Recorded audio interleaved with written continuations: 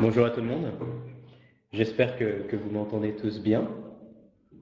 Si vous m'entendez pas, encore une fois, si vous n'entendez pas, écrivez dans le chat et on va voir avec la technique s'il y a un problème.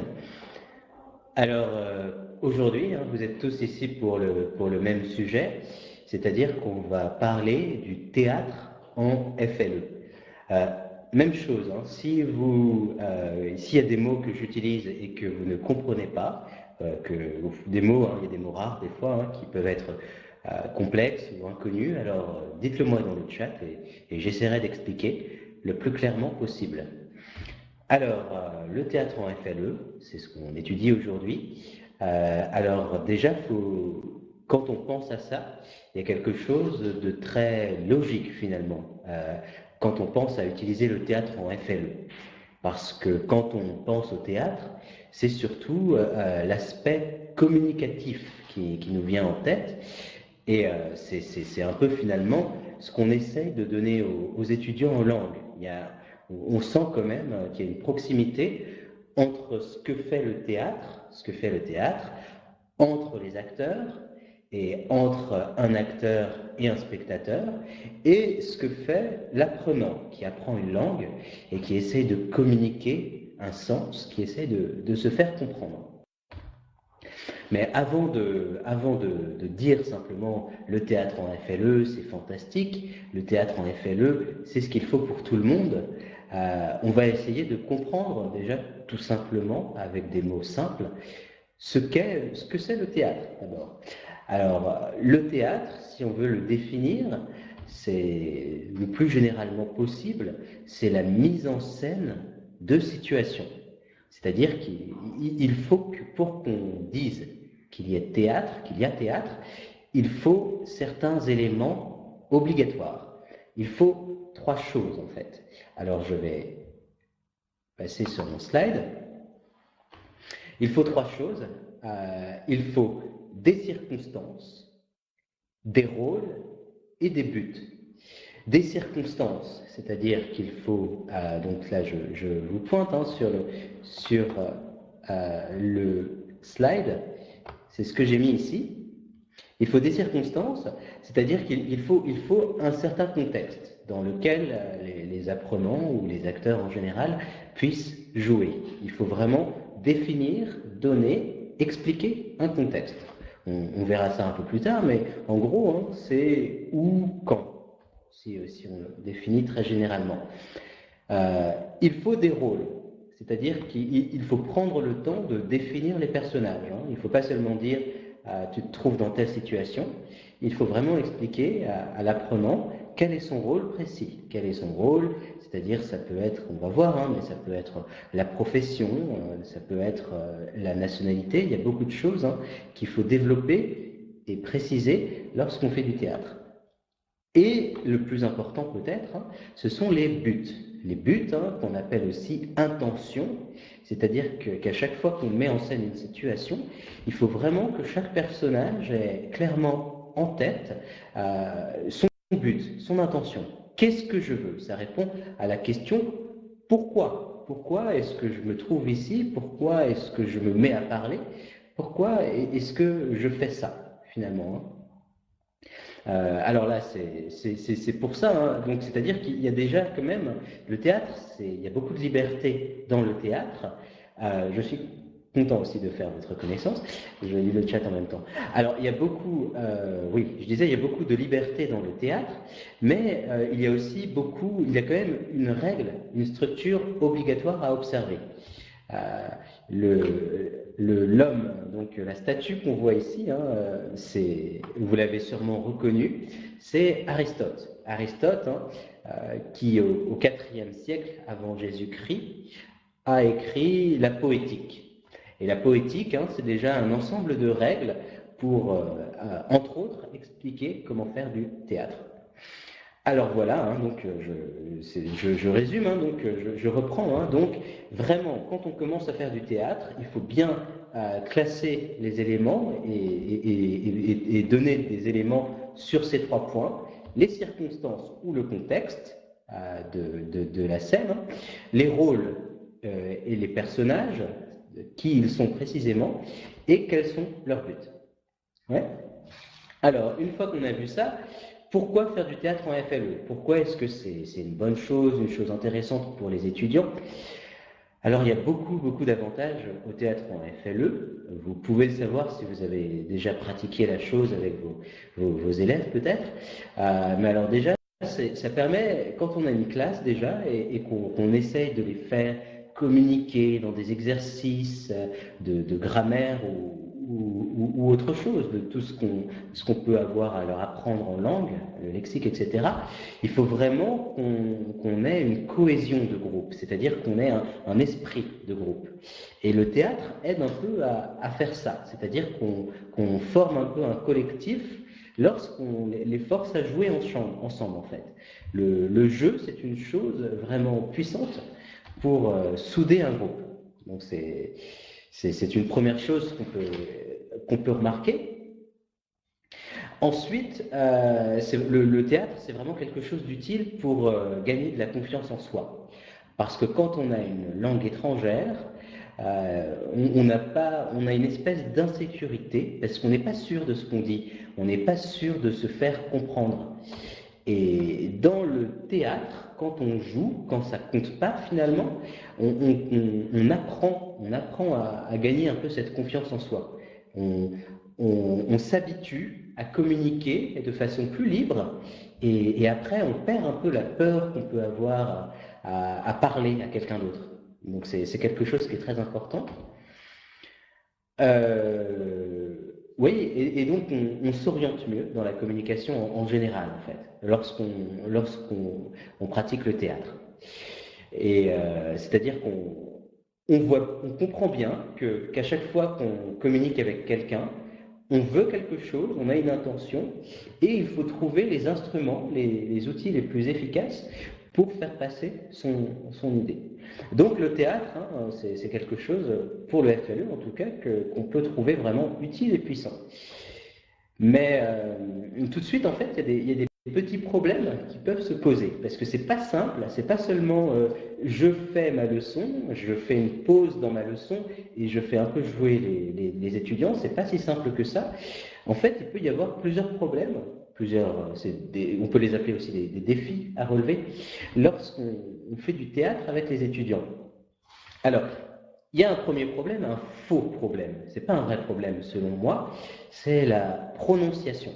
La prononciation, les étudiants peuvent avoir peur de mal prononcer ou peuvent mal prononcer, mais c'est pas réellement un problème finalement dans le théâtre, parce que dans le théâtre, il y a beaucoup, comment dire, déjà on peut répéter plusieurs fois, et puis aussi on communique pas seulement avec les phrases qu'on prononce.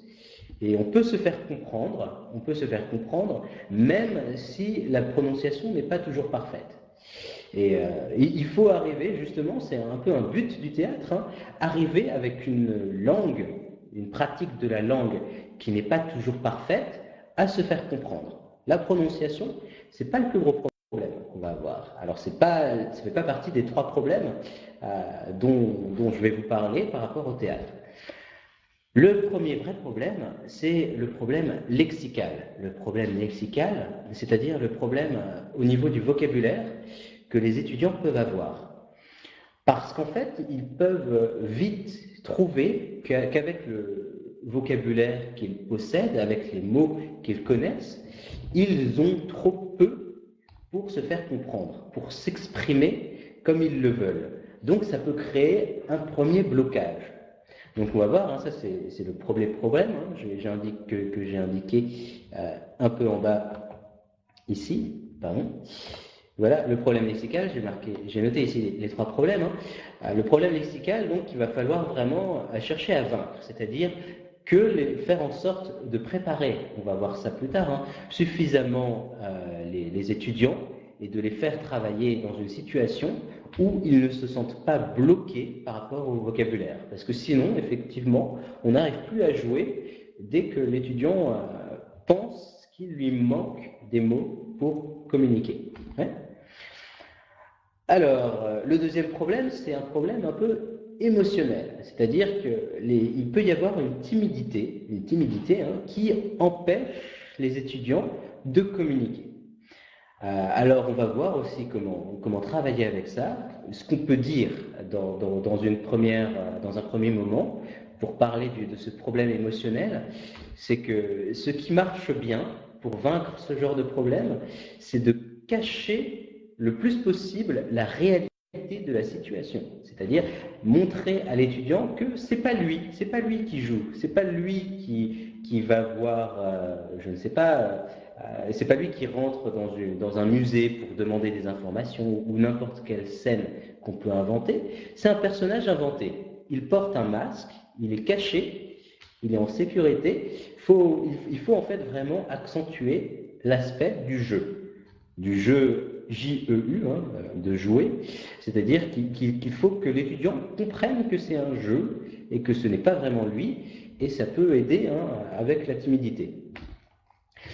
Le dernier problème, le troisième problème que j'ai noté, c'est un problème thématique, c'est-à-dire que si on veut vraiment travailler avec le théâtre au long terme, c'est-à-dire que si on veut en faire tout au long de l'année avec les étudiants, on peut se trouver rapidement en fait en manque de thèmes, c'est-à-dire il faut toujours quand même avec le théâtre intéresser les étudiants, et le nombre de thèmes qu'on peut utiliser à un certain niveau pour que ce soit compréhensible pour les étudiants est assez limité souvent. Alors en fait, il va falloir trouver un autre moyen de varier le jeu pour que ce soit toujours intéressant pour les étudiants. Et c'est ça qui peut être un problème aussi, que peut rencontrer le professeur de FLE. Un problème qu'il va falloir régler. Donc, pour finir cette introduction, il y a beaucoup d'avantages, on l'a vu, pour le théâtre en FLE, mais il y a aussi beaucoup de défis et de problèmes possibles. Il ne faut pas commencer à faire du théâtre sans comprendre ce qu'on fait. Il ne faut pas se lancer aveuglément dans le théâtre en FLE, mais au contraire, même si le théâtre, c'est un peu le pays de la liberté, il faut savoir travailler avec une méthodologie précise, bien préparer chaque exercice de théâtre, chaque scène de théâtre, pour que l'étudiant ne se trouve pas bloqué au niveau de son vocabulaire, ne se trouve pas bloqué au niveau de sa timidité, et ne se trouve pas et se trouve soit intéressé par le thème qui est étudié. Si ça va pour tout le monde, si vous avez des questions, vous me les posez dans le chat. Sinon, je continue avec la première partie. Donc, si vous avez des questions, dites-le moi. Alors, le premier moment, j'ai dit qu'il fallait vraiment qu'on ait une méthodologie lorsqu'on travaille avec les étudiants de théâtre, avec les étudiants de FLE, en théâtre. Il faut une méthodologie. Alors, le premier outil que je conseille d'utiliser, c'est une fiche technique. Alors, la fiche technique, c'est-à-dire que quand on va commencer à faire quelque chose, un exercice théâtral, une scène qu'on va jouer, un dialogue, etc., on distribue un polycopier qu'on appelle aussi hand-out, c'est-à-dire une feuille avec des informations sur ce qu'on va faire. Ouais. Alors, c'est-à-dire qu'on donne en fait sur cette feuille les contraintes, c'est-à-dire les règles du jeu pour l'exercice théâtral qu'on va faire dans la leçon. En fait, il y a 3 contraintes, 3 choses que les étudiants doivent respecter pour chaque exercice, et ces 3 contraintes, elles doivent être écrites sur la fiche technique qu'on donne aux étudiants. Alors, ce sont d'abord des contraintes grammaticales. Les contraintes grammaticales, c'est par exemple, les étudiants sont obligés d'utiliser certains temps. Ils doivent utiliser l'imparfait dans leur dialogue, ils doivent utiliser le passé simple, ils doivent utiliser le passé composé. En fonction du niveau et des temps, par exemple, qu'ils ont appris, il faut essayer de leur donner de les obliger à une certaine diversité et à utiliser les différents temps qu'ils connaissent. Ou alors si c'est un nouveau temps qu'on vient d'apprendre, on va essayer d'utiliser au maximum seulement ce nouveau temps-là. Ouais. Dans les contraintes grammaticales, il peut y avoir aussi l'utilisation obligatoire d'éléments grammaticaux précis. C'est-à-dire, par exemple, on va dire, dans cette scène, vous devez utiliser des comparatifs.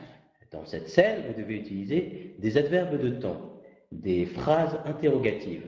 Donc en fait, on va avoir une colonne ou un paragraphe, contrainte grammaticale, et on va dedans mettre tout ce que l'étudiant est obligé d'utiliser.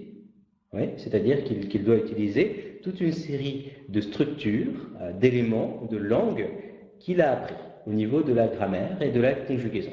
Ça, c'est la première partie de la fiche technique pour préparer, qu'on va donner à l'étudiant. Ensuite, il y a une contrainte lexicale, c'est-à-dire qu'on va donner toute une série en fait de mots, de vocabulaire à utiliser ou de groupes de mots, de phrases même à utiliser obligatoirement dans la scène. C'est un deuxième paragraphe qu'on va écrire. Hein. On peut même peut-être juste indiquer des thèmes. Par exemple, ça peut être les animaux. Et il doit forcément y avoir des noms d'animaux dans la scène. Donc voilà, soit on donne des termes précis à utiliser, des groupes de mots, ou alors des thèmes lexicaux, des thèmes de vocabulaire que l'étudiant est obligé d'utiliser dans sa scène. En fait, on a l'impression que les obliger à faire quelque chose, ça va les gêner, mais au contraire, c'est ça qui va les stimuler, parce qu'ils vont avoir une direction précise, un vecteur qui va un peu les porter dans leur jeu, dans ce qu'ils font. Bonjour à ceux qui viennent d'arriver. Hein. Donc, j'étais en train de parler de la préparation, de ce qu'on fait avec les étudiants lorsqu'on commence à faire un exercice de théâtre en leçon.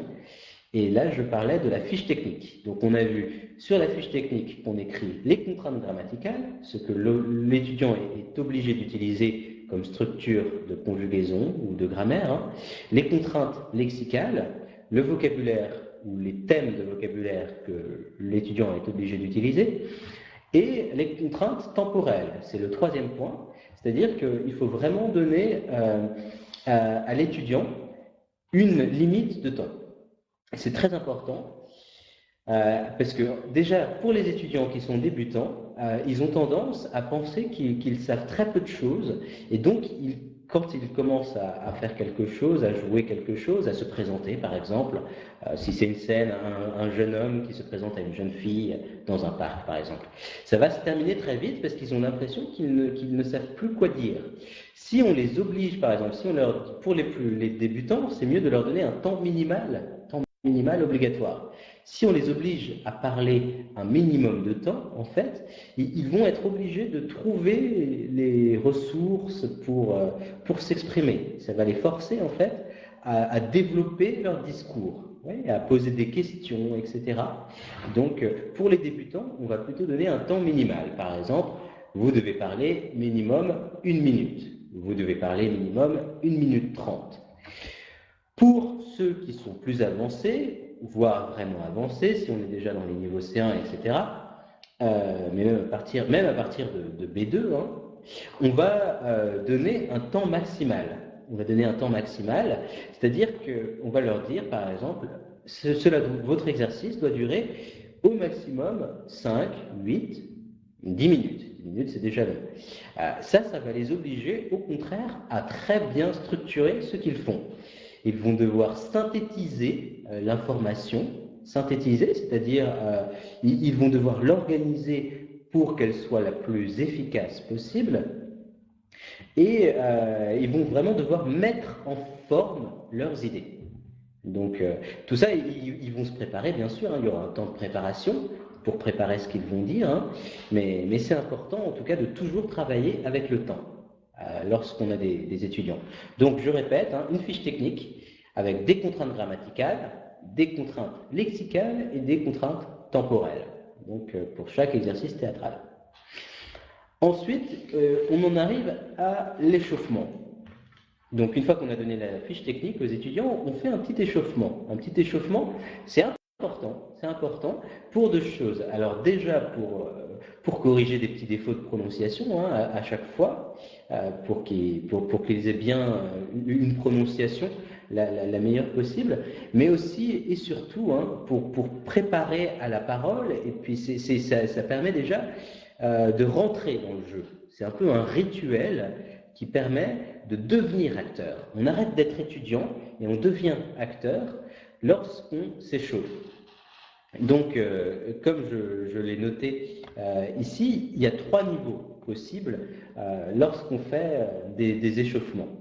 Parce qu'on ne va pas faire les mêmes échauffements si on a des étudiants avancés ou si on a des étudiants débutants.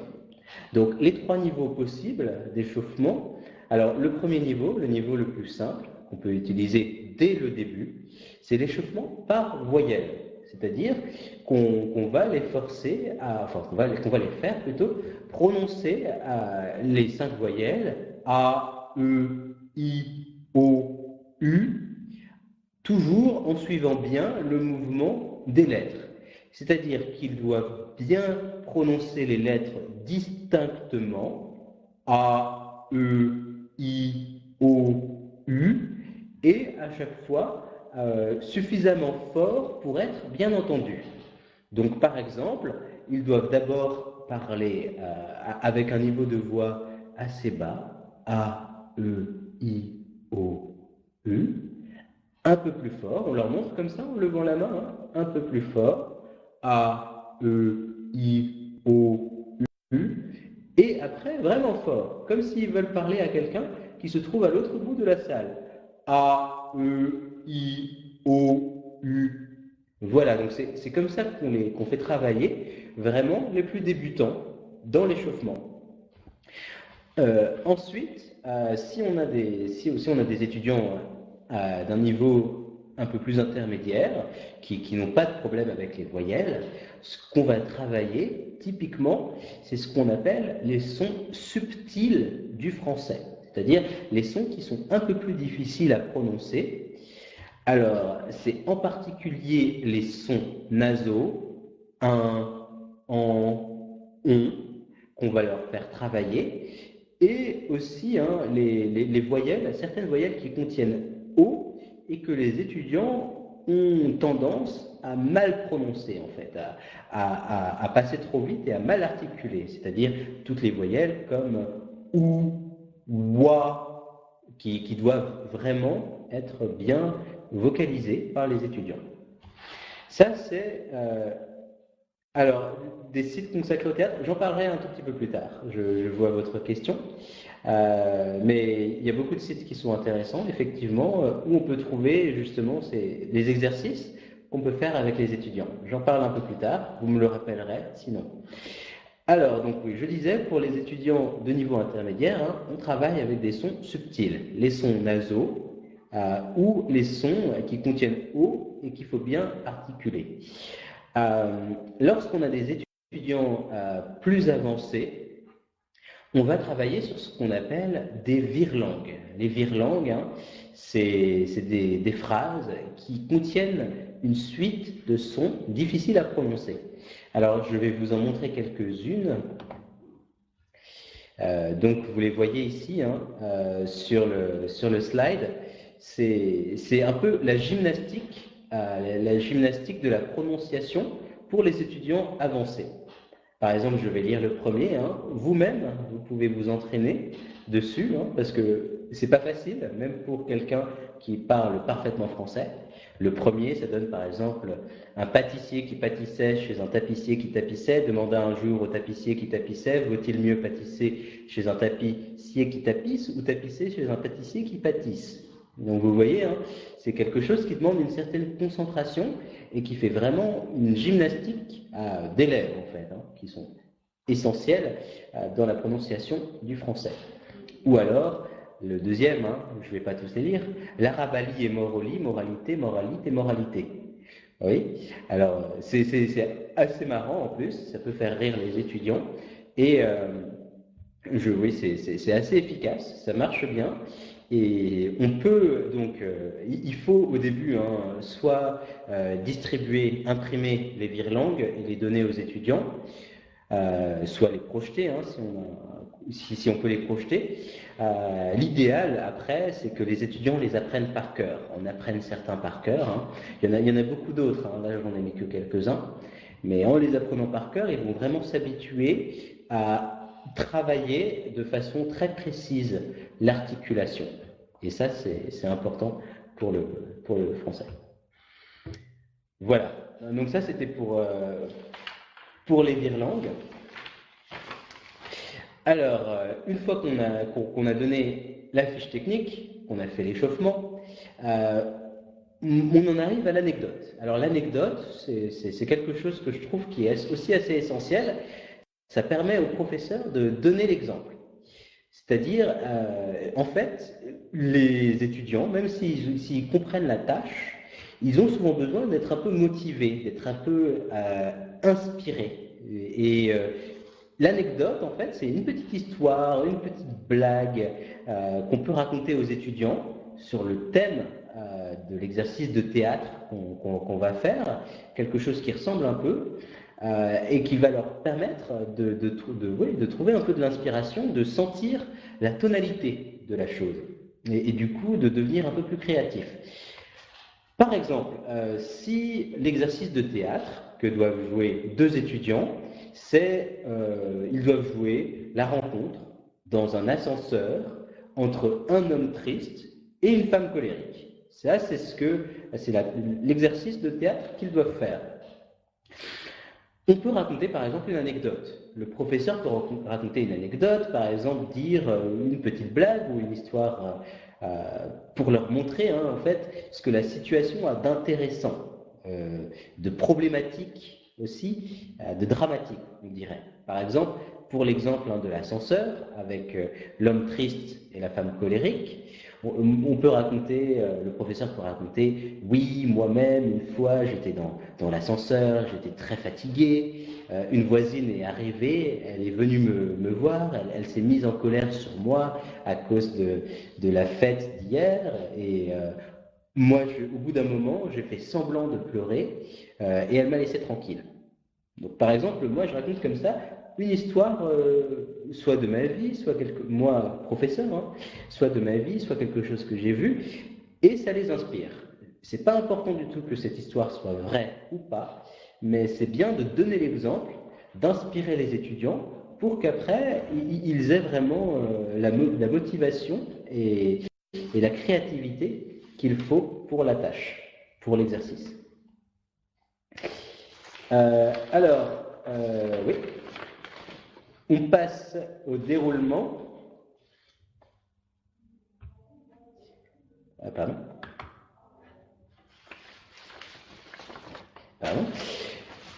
Alors, faire naître la situation de jeu. C'est-à-dire qu'il faut vraiment donner toute la matière aux étudiants pour qu'ils puissent jouer. C'est-à-dire qu'ils ne doivent pas fonctionner, ils ne doivent pas jouer à vide. Il faut leur donner les éléments qui sont nécessaires pour qu'ils puissent vraiment jouer. Alors, la première chose dont on avait parlé dans l'introduction, c'est de poser précisément le contexte, c'est-à-dire de dire où se passe l'action, que les étudiants vont jouer, et quand ça se passe. Est-ce que ça se passe le matin? Est-ce que ça se passe le soir, très tard? Est-ce que ça se passe à midi? Donc, alors c'est l'occasion déjà au niveau de la grammaire de pratiquer avec les étudiants les questions qui concernent, avec les pronoms interrogatifs, qui concernent le lieu, le moment, où, quand est-ce que, à quel moment. Toutes ces questions-là, on peut même les écrire au tableau et les pratiquer à ce moment-là. Alors, soit c'est le professeur qui décide vraiment du contexte, où et quand se passe l'action, soit c'est quelque chose, peut-être dans l'idéal, qui est débattu, qui est négocié avec les étudiants. C'est-à-dire, les étudiants peut-être ont des idées où ça se passe, quand est-ce que ça se passe, et on a une espèce de négociation. Alors le professeur demande, alors, cette scène, où est-ce qu'elle se passe? Cette scène dans l'ascenseur, par exemple. Est-ce que c'est un ascenseur dans une grande maison? Est-ce que c'est dans un supermarché? Etc. Quand est-ce que ça se passe? Est-ce que c'est le matin? Et les étudiants donnent des arguments et on décide un peu ensemble du contexte. Donc ça dépend du niveau, hein. Soit c'est le professeur qui choisit le contexte, soit ça se fait avec les étudiants. Ensuite, on décide des rôles, c'est-à-dire qui fait quoi, tout simplement. Alors les rôles, hein, je l'ai inscrit sur le PowerPoint. L'important pour que la situation fonctionne, pour qu'elle ait de l'intérêt, c'est que les rôles soient antagonistes. Antagoniste, ça veut dire que chaque personnage veut quelque chose de différent. Ouais. Et c'est-à-dire que c'est pour que ça soit dynamique, hein, il y a ces buts qui sont différents, et ça veut dire qu'au minimum, il y a un problème dans la situation. Au maximum, on peut dire un conflit, parce que les personnages s'opposent. C'est quelque chose qu'il faut au maximum appliquer dans les exercices qu'on fait. Par exemple, dans n'importe quelle situation, si c'est par exemple une scène encore, si on reprend la présentation pour les niveaux les moins élevés, hein, les niveaux A1 par exemple, voire A2, un jeune homme qui se présente à une jeune fille et qui commence à discuter avec elle. Si le garçon a envie de connaître la fille et la fille a envie de connaître le garçon, ils ont le même but et ça ne va pas très bien fonctionner, ça ne sera pas très dynamique. Mais si on leur donne des buts opposés, le garçon est intéressé par la fille, il veut communiquer avec elle, par exemple. La jeune fille, au contraire, elle attend quelqu'un ou elle est triste et elle veut le calme, elle veut être seule. À ce moment-là, on va avoir quelque chose de dynamique qui va se passer parce que les buts vont être opposés, les buts des deux personnages. Donc c'est ce genre de choses, hein, qu'il faut essayer de construire. Il faut donner des buts qui ne soient pas les mêmes pour les deux personnages.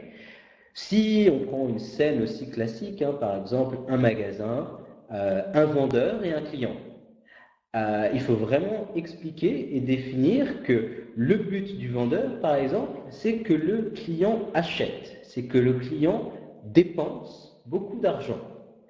Le but du client, c'est de faire des économies et peut-être de ne rien acheter. Et parce que les buts sont vraiment différents entre les personnages, ça va bien marcher. Ça va bien marcher, il y aura du dynamisme. Hein. Donc je disais, hein, lorsqu'on donne les rôles, il faut vraiment faire attention aux buts, aux intentions des personnages, et ces intentions, qu'elles soient un peu opposées.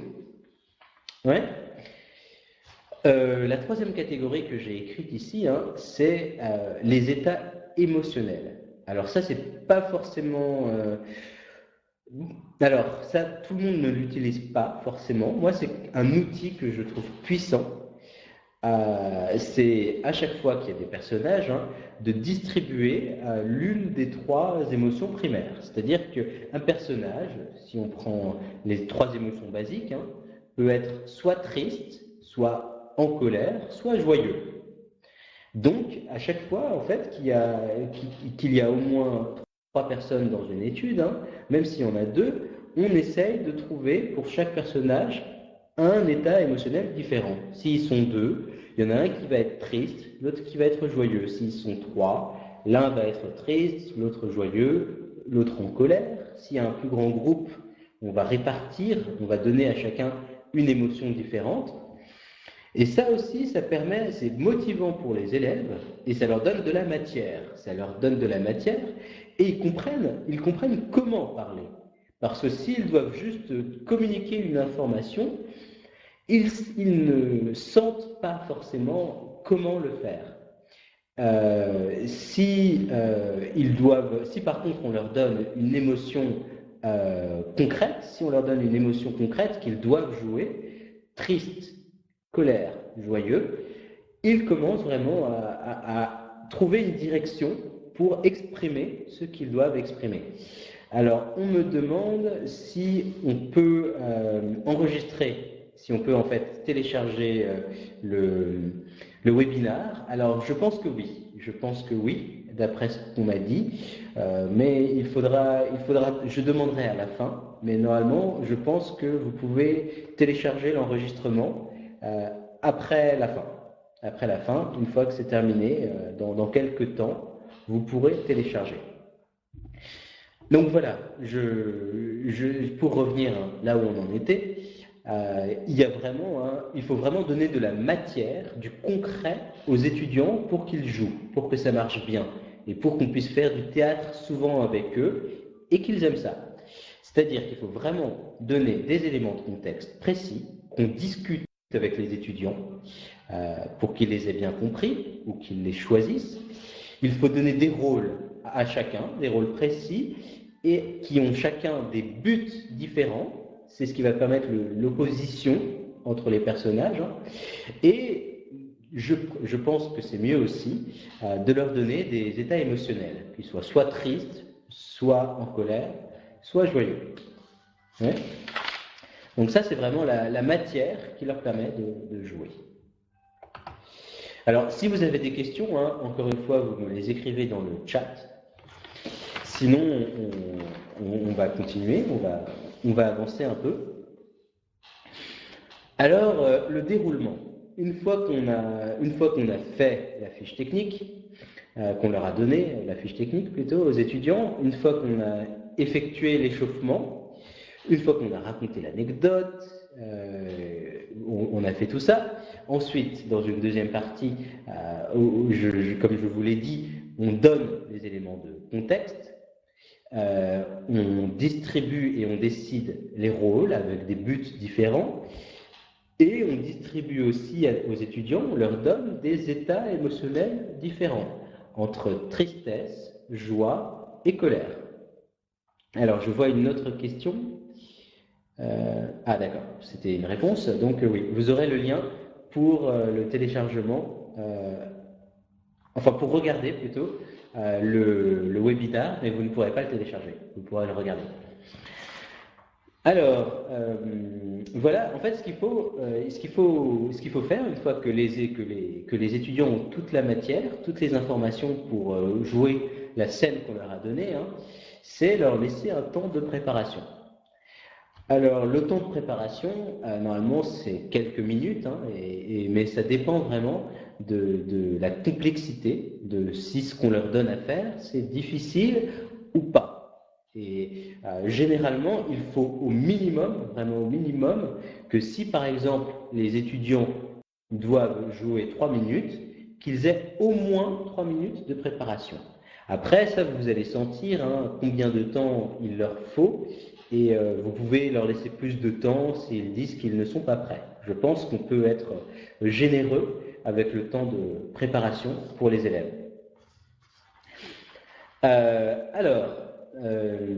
Donc en fait, comment est-ce que ça va se passer? Déjà, première chose, ce que je considère le meilleur, c'est que quand si on a un groupe de 3 élèves ou moins, on n'a pas le choix. Si on a 3 élèves, 2 élèves, on n'a pas un seul élève si on fait du théâtre, mais si on a 3 élèves ou 2, on va faire un seul groupe. Tout le monde va jouer en même temps. Mais lorsqu'on a plus de 3 élèves, alors c'est vraiment une bonne chose de faire plusieurs groupes. C'est-à-dire que chacun joue à son tour. C'est-à-dire qu'on va d'abord avoir, par exemple, un groupe qui joue, l'autre qui regarde, et ensuite on échange. Le premier groupe va jouer et le deuxième groupe regarder. On échange de rôle.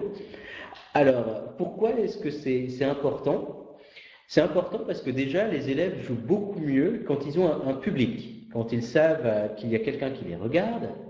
En plus, ils s'organisent un peu en fonction du public. Par exemple, ils se mettent toujours face au public, que le public les voit. C'est une bonne habitude à prendre.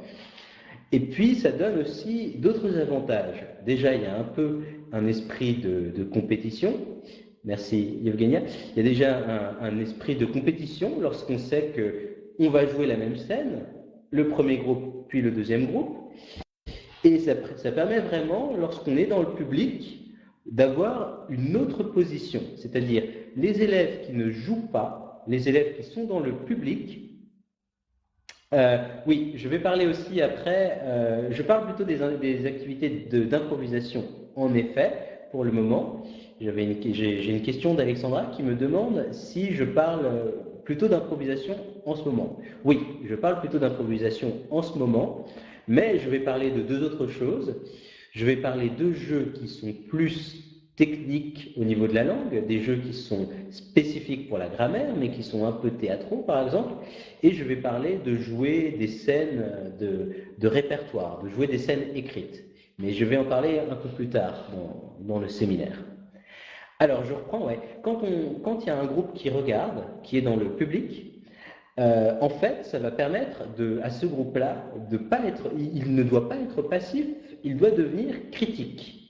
C'est-à-dire qu'en fait, lorsque le premier groupe a joué, le groupe qui était public va devoir faire des commentaires. Alors, c'est pas juste dire moi ça ne me plaît pas, je n'aime pas. Il faut expliquer pourquoi est-ce qu'on a aimé, ce qu'on a aimé. Et du coup, ça oblige déjà à structurer un discours, ça oblige à analyser et ça oblige aussi à prendre une certaine distance. Donc en fait, et puis c'est un bon travail sur la langue. On me dit que le réseau ne fonctionne pas bien. Est-ce que tout le monde m'entend bien? Est-ce que vous pouvez de nouveau écrire OK dans le chat, ceux qui m'entendent bien? Oui. D'accord, donc il y en a au moins deux qui m'entendent bien. D'accord. Est-ce que, Natalia, vous m'entendez mieux maintenant? Natalia? D'accord, je crois que certaines personnes ont des problèmes de réseau. Ceux qui ont des problèmes de réseau, comme on l'a dit, vous pourrez regarder aussi après le webinaire par le lien. Donc, je continue quand même. Il faut vraiment essayer de diviser le groupe pour avoir toujours un public et des acteurs. Le public joue, les acteurs jouent pour le public et le public doit essayer d'analyser, de devenir critique et de justifier son choix. Alors, ça veut dire argumenter. Argumenter, les éléments pour argumenter, on peut les donner en cours. Ah ben c'est très bien, vous entendez, merci. Les éléments pour argumenter, on peut les donner en cours, c'est-à-dire comment défendre une opinion, et comment essayer de convaincre les autres. C'est-à-dire qu'il faut donner des arguments concrets. Le professeur de théâtre, lorsqu'il parle avec le public, il ne doit pas accepter les arguments du genre « c'était ennuyeux ». Il faut obliger les étudiants qui sont dans le public à argumenter, à donner des adjectifs et à vraiment donner des raisons concrètes et développées de pourquoi est-ce qu'ils ont aimé ou pas aimé. Alors ça, c'est pour les étudiants avancés. Pour les étudiants qui sont un peu plus débutants, ils vont pouvoir juste dire « j'aime un peu, j'aime beaucoup, j'aime moins », parce qu'ils n'ont pas encore les instruments pour argumenter. Mais le fait qu'ils disent juste « j'ai aimé, je n'ai pas aimé », s'ils connaissent le passé composé déjà, c'est déjà un bon élément. C'est déjà un début de critique. Donc, du coup, j'ai noté ici 4 étapes qui sont tout aussi importantes. C'est-à-dire que la première étape, c'est la préparation, où le professeur doit vraiment regarder les groupes et être attentif à ce que chaque étudiant participe. Chaque étudiant parle, et en français, bien sûr. La deuxième partie, c'est donc le jeu en lui-même, le fait de jouer. Ensuite, on a une troisième partie, c'est la critique, c'est-à-dire que c'est le public qui donne son avis. Si c'est des débutants, ils vont juste se dire « j'aime, je n'aime pas ». Sinon, plus ils sont avancés, plus ils vont argumenter. Et la quatrième partie, c'est l'explication. C'est-à-dire que les acteurs qui ont joué, par exemple, vont pouvoir expliquer ce qu'ils ont fait. Ils ont entendu les critiques et ils répondent aux critiques. Ah, par exemple, vous n'avez pas compris pourquoi j'ai ouvert la porte. Eh bien, en fait, c'est parce que je voulais sortir de la banque. Et ce genre de choses, en fait. Ça permet d'avoir un dialogue, un dialogue construit sur la scène qu'on vient de jouer. Donc, il faut vraiment à chaque fois que ça soit didactique, qu'ils puissent, en plus de jouer, apprendre quelque chose, communiquer quelque chose et parler sur ce qu'ils font. Ils doivent savoir expliquer ce qu'ils font ou critiquer ce qu'ils regardent. Ouais, c'est ces deux moments-là qu'on va pas mal travailler. Voilà. Un élément important qui n'est pas obligatoire, ça dépend du temps qu'on a, hein, parce que je sais qu'on a des temps de cours différents, hein, on ne peut pas toujours passer beaucoup de temps sur le théâtre, mais un outil qui est important dès le niveau débutant, hein, c'est de rédiger des fiches d'identité du personnage qu'on joue. C'est ce que j'ai mis ici. Hein.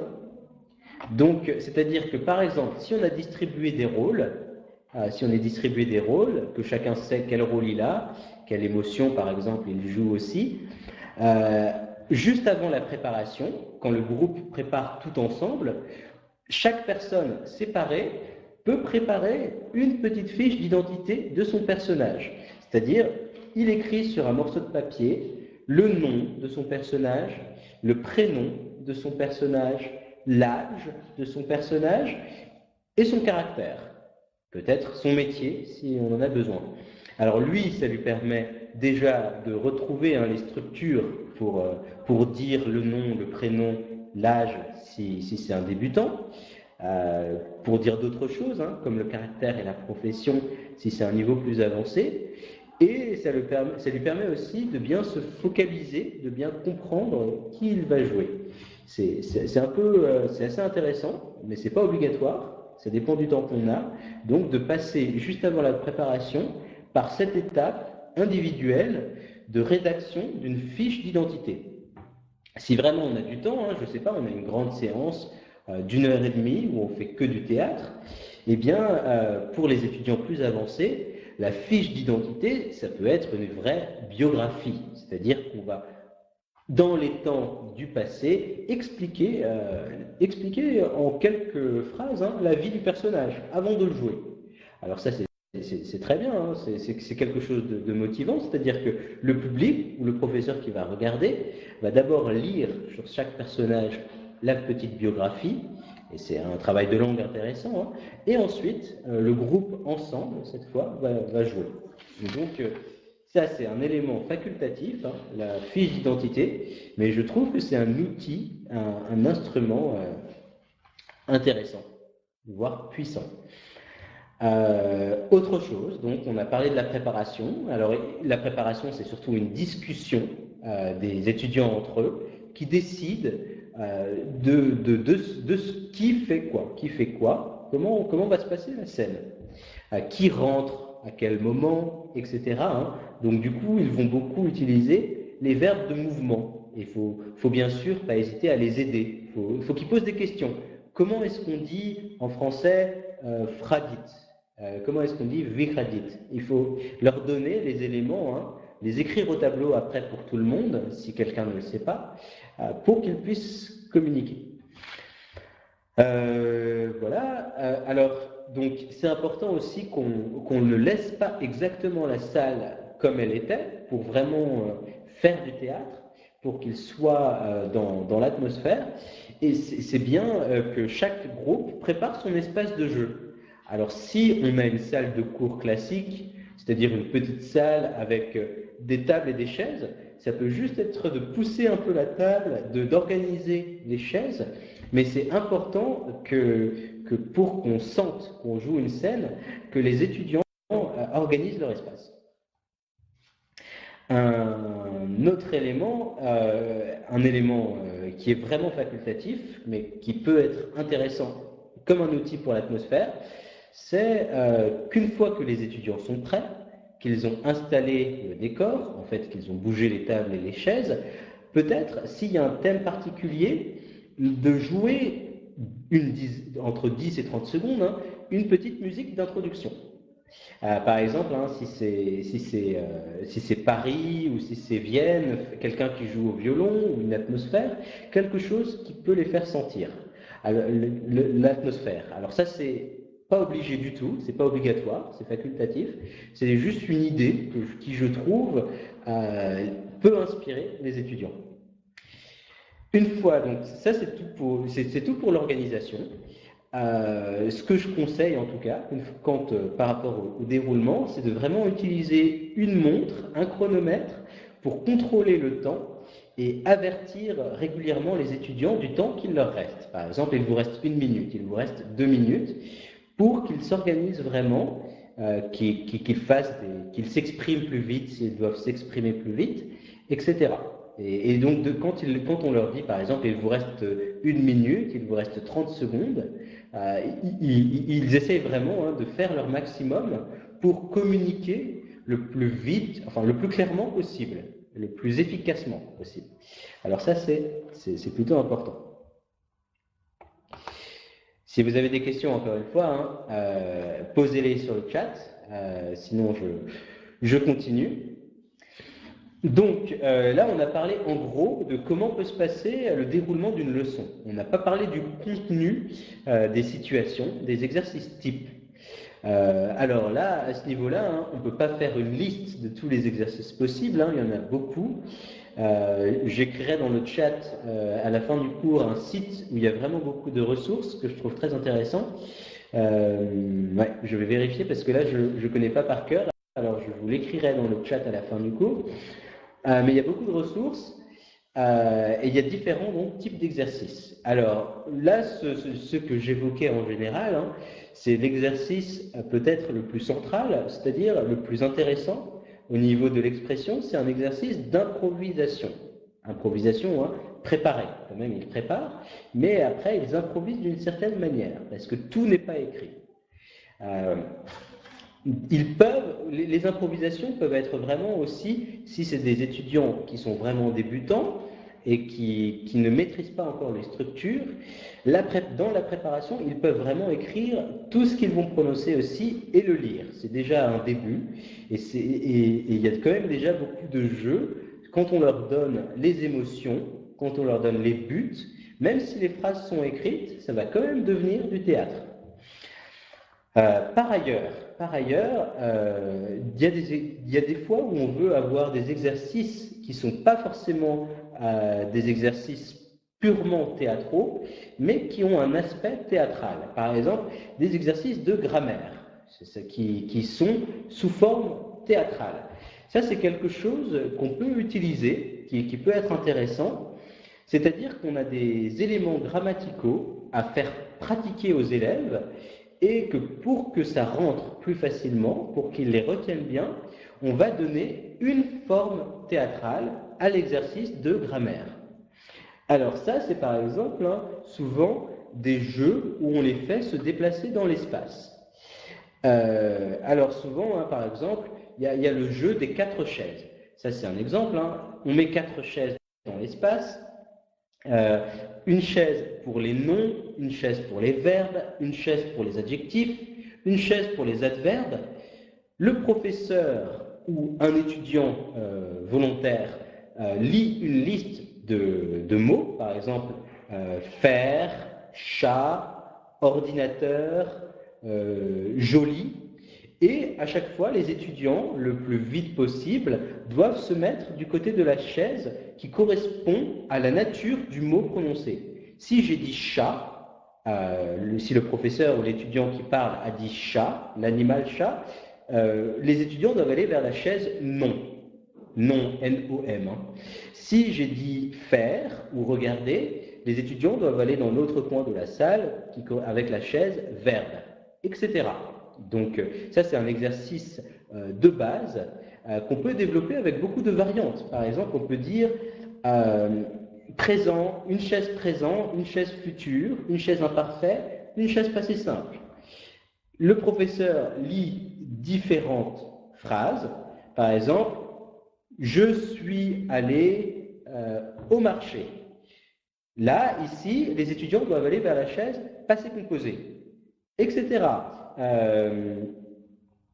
Je regardais la télévision. Là, les étudiants doivent aller vers la chaise imparfait. Donc, il y a plein de variantes comme ça. Hein. On manque de temps hein, pour que je vous donne beaucoup d'exercices. L'important, c'est que vous voyez hein, comment on peut transformer un exercice de grammaire en lui donnant une forme théâtrale. Donc là, j'ai donné, par exemple, première variante, nom, verbe, adjectif, adverbe, ou d'autres natures grammaticales, hein, avec les temps, une chaise présent, une chaise future, une chaise imparfaite, une chaise passé simple. Les étudiants se déplacent en fonction du mot qui a été prononcé. Ça peut être aussi des thèmes, par exemple, animal, végétal, machine. Je dis chat, le mot chat, les étudiants doivent aller vers la chaise animal, et pas vers la chaise végétale, ou pas vers la chaise machine. Donc ça, hein, c'est toute une mécanique hein, qu'on peut développer spécifiquement pour la grammaire. Ensuite, hein, pardon. Oui, excusez-moi. Alors ensuite, hein, on peut aussi trouver des exercices qui font travailler purement l'intonation. Donc, c'est-à-dire qu'on fait travailler l'intonation en donnant des phrases qu'on doit prononcer avec une intonation précise, des intonations différentes, hein, ou en faisant écouter des phrases et dont les étudiants doivent reconnaître l'intonation. Est-ce que cette phrase, donc pour les plus basiques, hein, pour les exercices les plus basiques, pour les débutants, c'est par exemple, je fais écouter une phrase, est-ce que cette phrase est une question? Est-ce que cette phrase est une affirmation? Est-ce que cette phrase est une exclamation? Ouais. Donc on doit faire reconnaître déjà ces différentes intonations, puis ensuite on doit les faire jouer aux élèves qui jouent ces différentes intonations hein, et qui essayent vraiment de trouver la musicalité qui permette d'avoir cette intonation. Donc en imitant le professeur par exemple, hein, lorsqu'il dit ces intonations, ou on peut aussi jouer des enregistrements. Voilà. Alors, lorsqu'on a une mise en situation qui est plus dramatique, donc on n'est plus dans la grammaire, on n'est plus dans l'intonation, on est dans une improvisation par exemple, comme ce dont je parlais, comme l'improvisation que j'évoquais un peu avant, qui est plus dramatique, où les élèves doivent vraiment jouer un rôle. Par exemple, hein, je ne sais pas, c'est un policier qui marche dans la rue, un voleur qui le rencontre. Le voleur ne veut pas que le policier comprenne que c'est lui le voleur, par exemple. Hein. Il essaye de finir la conversation le plus vite possible. Ça peut être ça, hein, ça peut être beaucoup d'autres choses. Hein. Eh bien, une fois qu'on a trouvé une situation, il faut souvent venir vers les élèves avec une liste de différentes situations. Par exemple, le policier, le voleur, ou le policier et le conducteur qui ne veut pas recevoir une amende, ou le voisin qui fait du bruit, la voisine qui veut dormir. Donc donc ils discutent devant la porte. Donc on apporte par exemple 2-3 situations aux étudiants et on les laisse un peu choisir. On peut les laisser choisir. Bon, des fois on dit il faut jouer cette situation. Des fois c'est bien aussi de les laisser choisir. Pour savoir si cette situation est bonne, avant de la proposer aux étudiants, il faut vérifier plusieurs choses. Alors déjà qu'on peut travailler sur cette situation avec un lexique, un vocabulaire que les étudiants à ce niveau-là peuvent maîtriser. S'il y a un vocabulaire spécifique, on va l'écrire sur le tableau, mais en tout cas ce sont des mots que les étudiants du niveau concerné, du niveau qui va faire cet exercice, si ce lexique ils peuvent le maîtriser, c'est déjà un premier point qu'il faut vérifier. Ensuite, on va regarder aussi on peut apporter aux étudiants hein, une anecdote intéressante et compréhensible qu'ils peuvent aussi à leur niveau comprendre. Si on peut vraiment, si c'est une situation qui, à leur niveau, peut être motivante et intéressante. C'est aussi simple que ça, parce qu'après, une fois qu'on a une bonne méthodologie, on utilise les différents points que j'ai précisés, il y a énormément de situations qui peuvent fonctionner à différents niveaux. Voilà, je passe sur ça. Il reste vraiment peu de temps, hein. On est dans la fin du webinaire, alors je passe un peu vite là-dessus. Quelque chose d'assez important quand même, donc là je parle d'un projet, un objectif de long terme, pour que les étudiants soient motivés dans l'apprentissage du français, de la langue, tout au long de l'année, et aussi qu'ils aient une vraie motivation dans le jeu théâtral. C'est bien d'avoir un projet, un objectif de long terme, c'est-à-dire par exemple, je termine bientôt, hein, de dire que pour la fin du trimestre, pour la fin du semestre, pour la fin de l'année, on va devoir jouer une petite pièce. On va devoir jouer une petite pièce, on va devoir jouer un petit texte, ou alors, ça c'est des variantes possibles, ou alors, ce que les étudiants aiment bien aussi, c'est qu'on prend un extrait de film connu, et les étudiants doivent jouer un remake, c'est-à-dire qu'ils doivent refaire une scène de film. C'est possible aussi, donc c'est une des variantes possibles. Ce qui est important dans ce cas-là, c'est de vraiment prendre le temps de discuter avec les élèves, d'expliquer les objectifs qu'on a et de discuter des motivations qu'ont les élèves, ce qu'ils veulent, ce qui est important pour eux. Et donc, on définit des objectifs pour le projet. Il faut vraiment que ce soit dès le début commun. Ce n'est pas le projet du professeur, c'est le projet du groupe qu'on crée ensemble.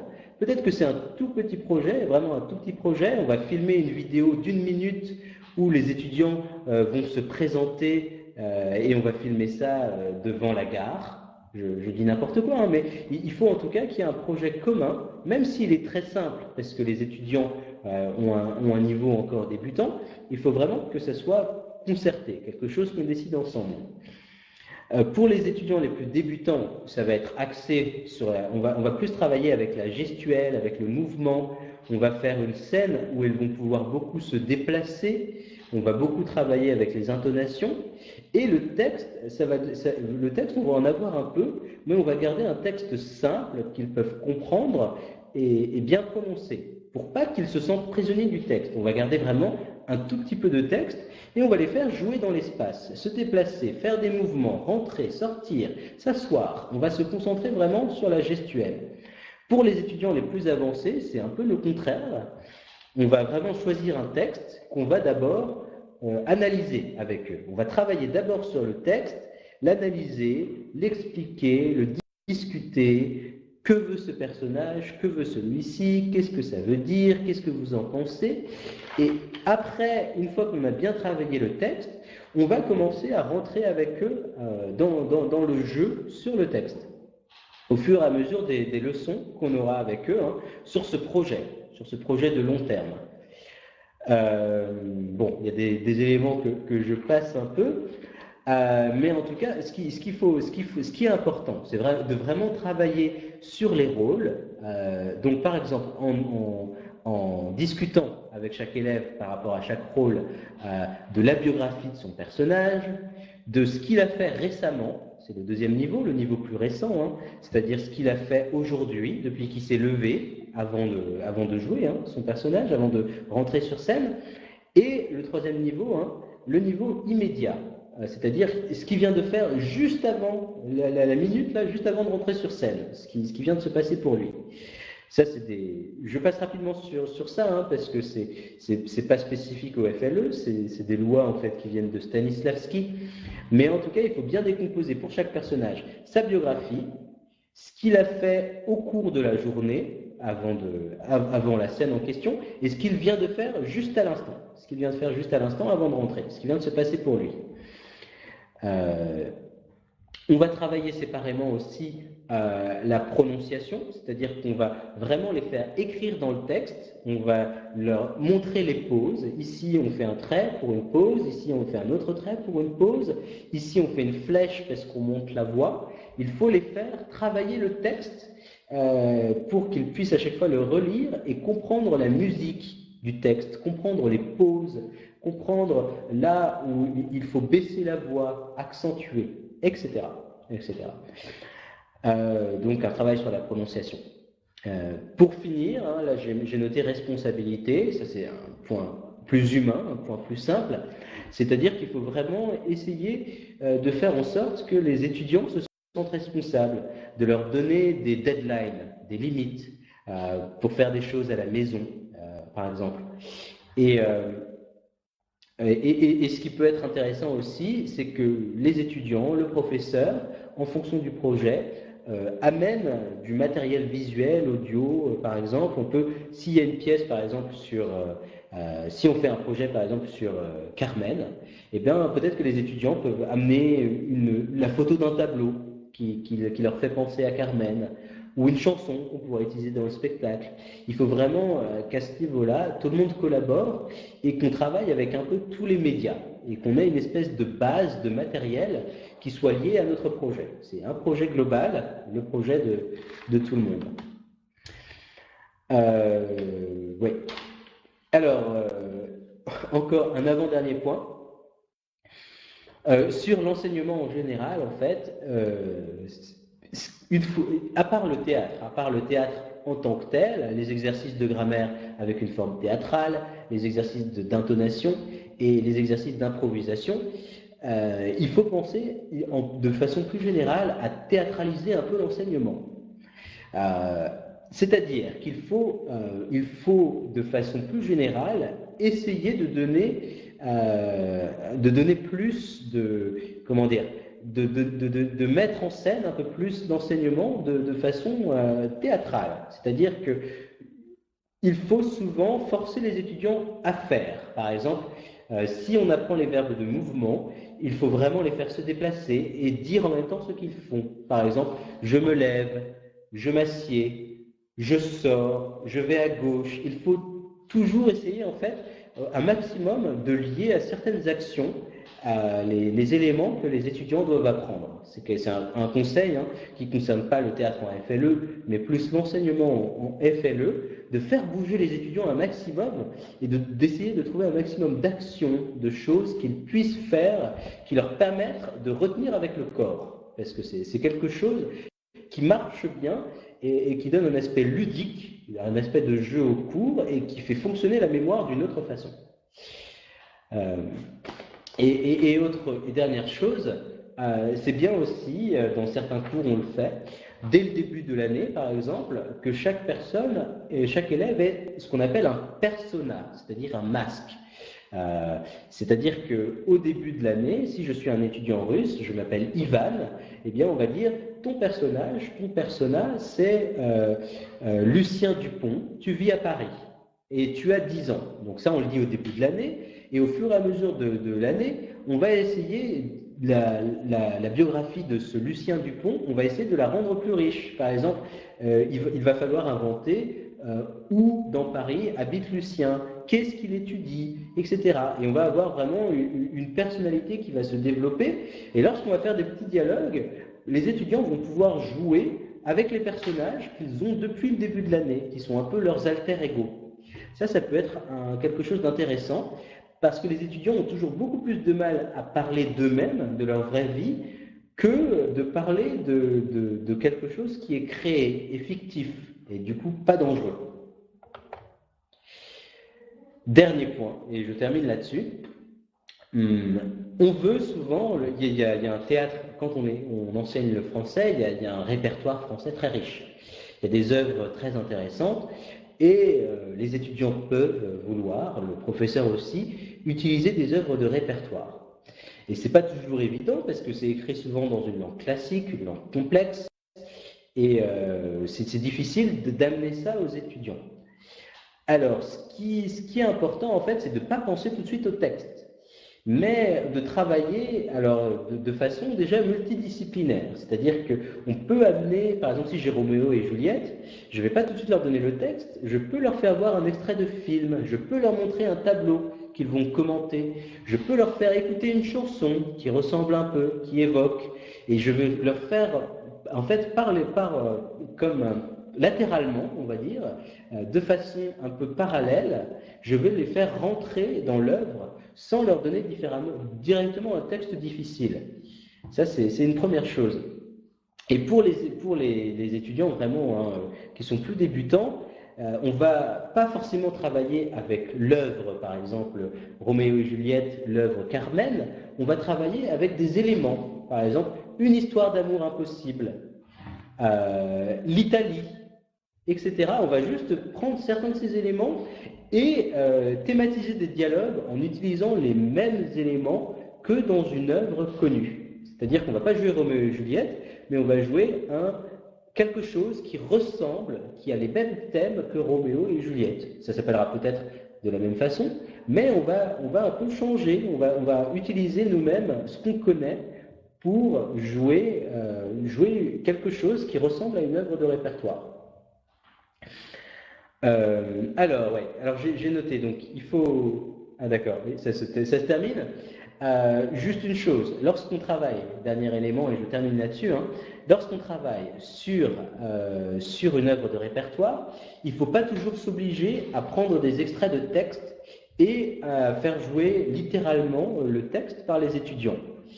Soit on peut faire de la paraphrase, c'est-à-dire si l'acteur, si le personnage dit quelque chose, on va réécrire la phrase, mais de façon plus simple, dans un vocabulaire plus accessible. Ça s'appelle de la paraphrase. On dit la même chose, mais de façon différente, de façon plus contemporaine ou plus familière. Soit on va faire complètement de l'imitation, c'est-à-dire qu'on va juste garder les rôles, on va garder la matrice, c'est-à-dire ce personnage aime celui-ci, ce personnage tue celui-ci, mais on va complètement recréer le vocabulaire, le lexique, en fonction de ce que les étudiants connaissent. Alors, c'est passé très vite, donc on va terminer dessus. J'espère que j'ai réussi à vous montrer que le théâtre pouvait être un outil puissant pour le FLE, du moment qu'on suit vraiment une méthode précise. Et j'espère que vous allez être motivés par l'utilisation du théâtre dans le FLE. C'était un plaisir, en tout cas aussi pour moi, de mener ce séminaire. Vous pourrez, si vous avez manqué le début du séminaire, regarder le séminaire par un lien qui sera donné bientôt sur ce chat ou sur le site. Je vous dis un grand merci à tous et peut-être à bientôt. Au revoir.